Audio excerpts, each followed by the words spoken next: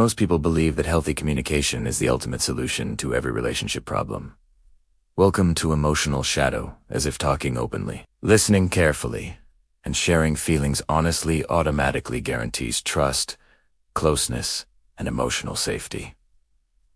But what if this belief is only half? What if beneath the warm language of healthy communication there are hidden motives quietly shaping every conversation? Motives that can pull two people closer, push them apart, or bind them into emotional patterns neither of them fully understands. The mysterious truth is that not all healthy communication is actually healthy. Some of it is strategic, some of it is compensatory, and some of it is designed not to heal the relationship, but to protect the person as insecurities, maintain hidden power, or gain emotional advantage without appearing manipulative. And the most surprising part is that these motives often operate unconsciously. Psychologists have spent decades studying not only how couples communicate, but why they communicate the way they do. John Bowlby uncovered the attachment patterns that drive emotional reactions long before words are spoken. Marie Bowen revealed how family systems pressure individuals to maintain balance at any cost. Carl Rogers emphasized unconditional acceptance, but even he acknowledged that people filter their communication through layers of fear and self-protection.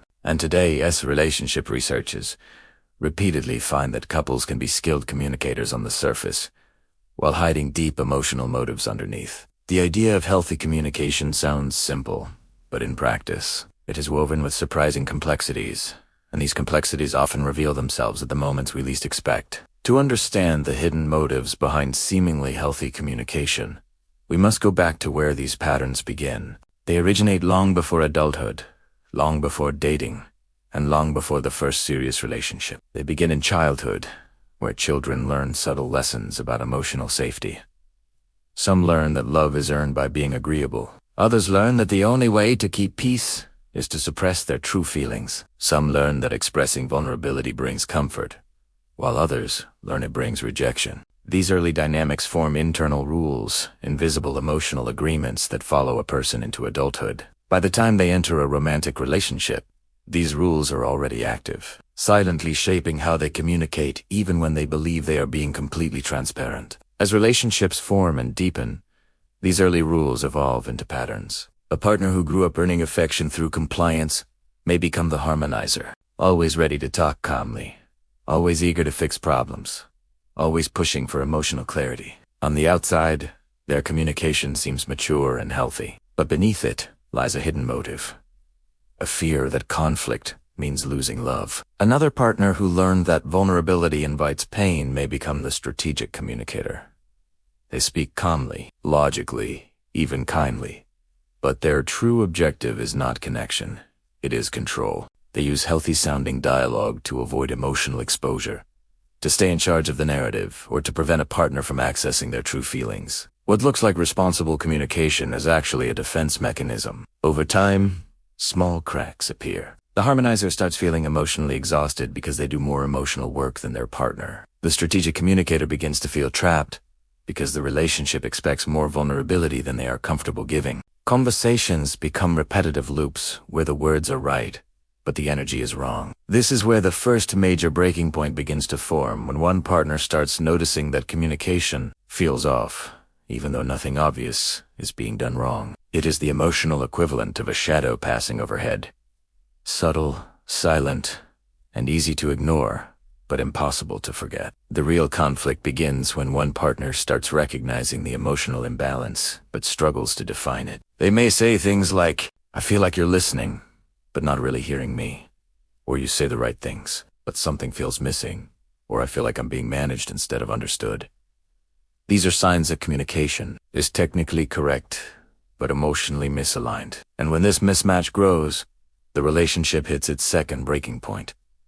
Frustration builds, resentment forms. Conversations escalate into arguments that circle back to the same unresolved tension.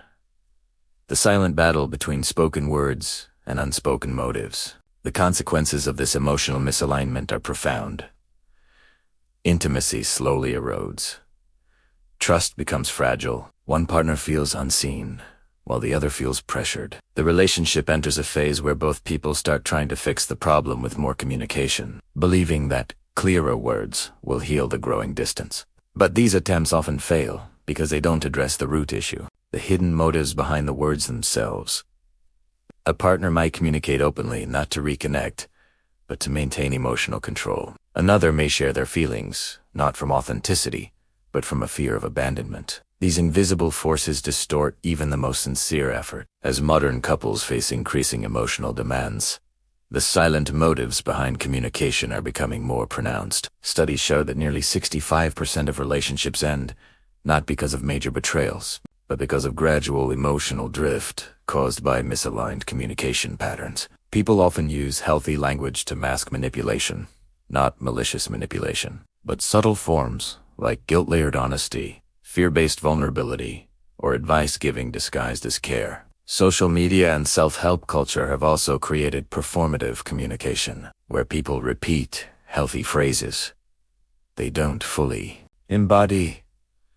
I hear you, I understand, your feelings matter, while privately holding resentment or withholding emotional truth. These patterns repeat across generations, across relationships, and across culture without being noticed. There are three major takeaways from understanding the hidden motives behind healthy communication. First, healthy communication is only truly healthy when the motive behind it is honest and self-aware. Words alone mean nothing if the emotional intention beneath them is defensive, afraid, or controlling. Second, communication must reflect vulnerability, not just clarity. A conversation spoken to protect an insecurity is fundamentally different from one spoken to deepen connection. And third, relationships thrive when both partners reveal not only what they feel, but why they communicate the way they do. The fears behind the tone, the motives behind the timing, and the emotional history behind the reactions. The fragility of love lies in this invisible layer. A relationship can look strong on the surface, while weakening quietly underneath. Two people can speak beautifully while still growing apart. Emotional misalignment does not announce itself with explosions. It reveals itself through soft, subtle shifts that compound over time. And the most powerful safeguard is awareness of the hidden forces shaping every conversation. If this exploration opened your eyes to the deeper emotional mechanics inside relationships, then stay connected. There are more truths to uncover, more patterns to decode, and more insights that can protect your heart long before cracks begin to appear. Subscribe, follow, and continue exploring these hidden layers of love, communication, and human behavior. Because the more you understand them, the stronger your relationships become.